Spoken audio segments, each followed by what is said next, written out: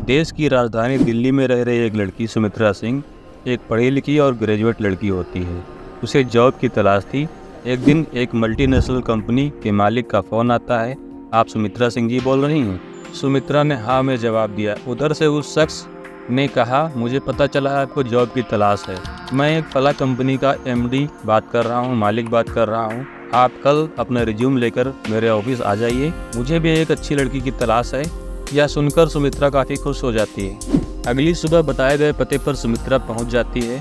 उसे रिसेप्शन पर वेट करने को कहा जाता है। कुछ देर बाद उसे इंटरव्यू के लिए बुलाया जाता है। जैसे ही वह इंटरव्यू रूम के अंदर दाखिल होती है, जोर जोर से चिल्लाने लगती है, चीखने लगती है। उसकी चीखने और चिल्लाने की आवाज़ें सुनकर आसपास के ऑफिस के लोग तुरंत उस रूम की तरफ भागते हैं। आखिर ऐसा क्या हुआ उसके साथ? नमस्कार दोस्तों, मैं हूं AK रावत। आप देख रहे हैं ट्रू स्टोरीज XYZ। यह कहानी एक ऐसे बॉस की है जो बहुत रंगीन मिजाज होता है। एक बड़ी कंपनी का मालिक होता है, MD होता है, पैसों की कोई कमी नहीं, रुतबा ऐसा कि पूछिए ही मत। एक नहीं, तीन पर्सनल सेक्रेटरी जो हर समय उसके साथ मौजूद रहती थी। उन्हें उसने रहने के लिए एक फ्लैट भी दिया था। हर रोज़ ऑफिस से निकलने के बाद वह फ्लैट पर जाया करता था और उन तीनों लड़कियों के साथ बारी बारी मौज मस्ती किया करता था। अब वह लड़कियां या काम मजबूरी में उसके साथ कर रही थीं या अपनी मर्जी से कर रही थीं, इसका तो नहीं पता चला।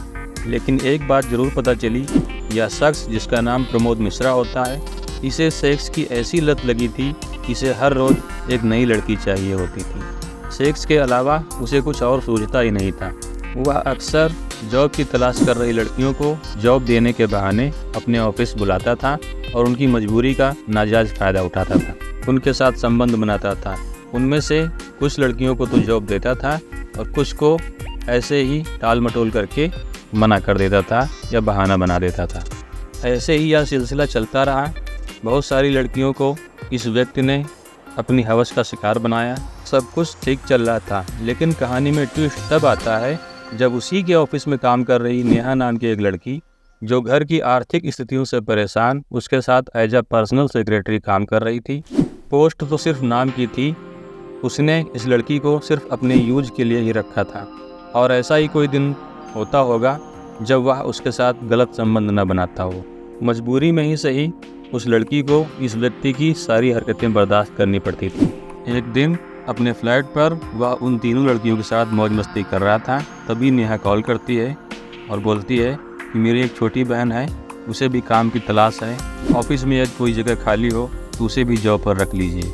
यह व्यक्ति बोलता है कि ठीक है, कल ऑफिस बुला लीजिए, किसी न किसी पोस्ट पर रख लिया जाएगा। और अगले दिन उसे एक छोटी मोटी पोस्ट पर रख लिया जाता है। वह लड़की काफ़ी खूबसूरत होती है, उस पर भी इस व्यक्ति की गंदी नीयत पड़ ही जाती है। एक दिन ऑफिस टाइम ख़त्म होने पर सभी एम्प्लॉई अपने अपने घर जा रहे थे। वह लड़की भी जाना चाह रही थी। यह शख्स बोलता है कि चलिए मैं भी उसी रास्ते जाऊंगा, आपको घर पर ड्रॉप कर दूंगा, आपको घर छोड़ दूंगा। लेकिन घर छोड़ने के बजाय वह उस लड़की को सीधे अपने फ्लैट पर ले जाता है और उसके साथ रात भर बहुत ही बुरा सलूक करता है। रात भर उसके साथ रेप करता है। वह चीखती है, चिल्लाती है, लेकिन उसकी पुकार सुनने वाला कोई नहीं था। हैवानियत की सारी हदें उसने पार की। उसने न सिर्फ उसका रेप किया बल्कि उसे बहुत बुरी तरह से मारा भी, पीटा भी।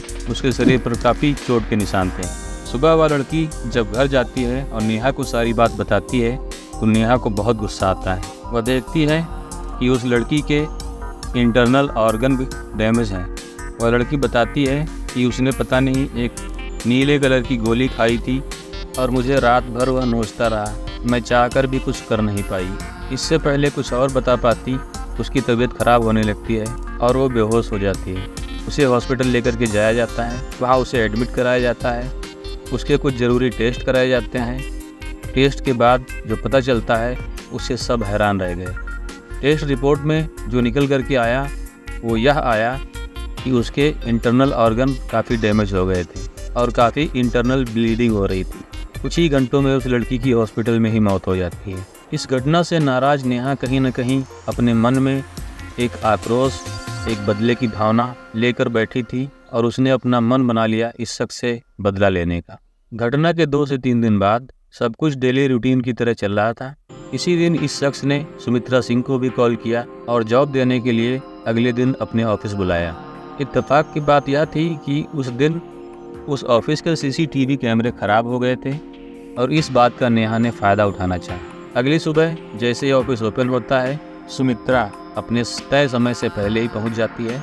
जैसे उसका बॉस आता है, पहले तो उससे अच्छे से बात करती है, उससे प्रेम जाहिर करती है, अपनी अदाओं से उसको अपनी तरफ रिझाती है, आकर्षित करती है और फिर तेज़ धारदार चाकू से इतने वार किए उस शख्स पर कि पहचानना भी मुश्किल हो जाए। यहाँ तक कि उस व्यक्ति को चीखने का भी मौका नेहा ने नहीं दिया, क्योंकि उसका ऑफिस चौथे फ्लोर पर था, इसलिए किसी को नीचे आवाज़ भी नहीं गई। उसे मौत के घाट उतारने के बाद नेहा चुपचाप वहाँ से निकल आती है।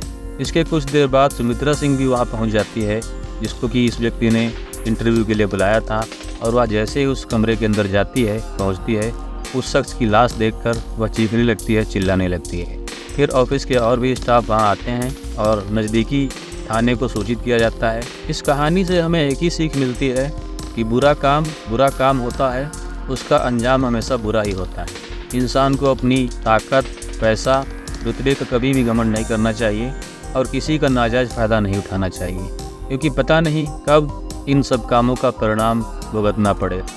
इस घटना को सुनाने के पीछे मेरा उद्देश्य सिर्फ आपको जागरूक करना है, सतर्क करना है। सतर्क रहें, सावधान रहें, सुरक्षित रहें। ऐसी ही और वीडियोस देखने के लिए चैनल को सब्सक्राइब करें। मिलते हैं नेक्स्ट वीडियो में। धन्यवाद।